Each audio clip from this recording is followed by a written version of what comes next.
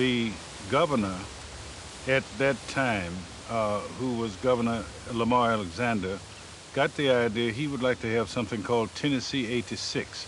And he called to his office in Nashville about a dozen people who were known for their fondness of their native state. And I was one of them, Dinah Shore, sundry other people.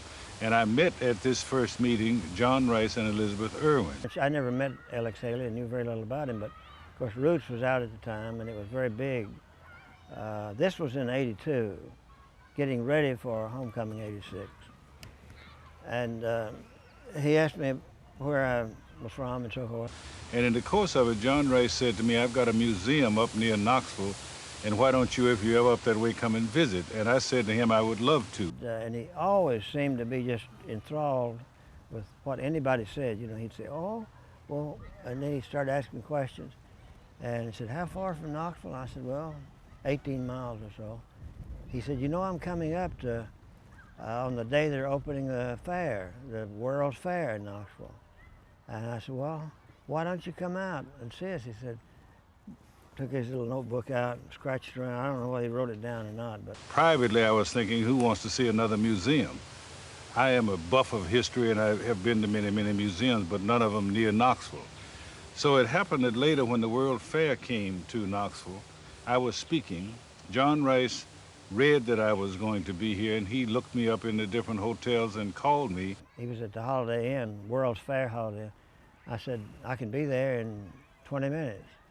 And said, I will be by to pick you up. And there was nothing to say but say, okay. So we came up. And I'll tell you what, from the first walk around this museum I had, it appealed to me, particularly to the historical buff in me, as nothing else had in a long, long time. So he came out and he started walking around. The first place we stopped was a Parky blacksmith shop. He was impressed with all the gadgets that he had made and innovated and so forth.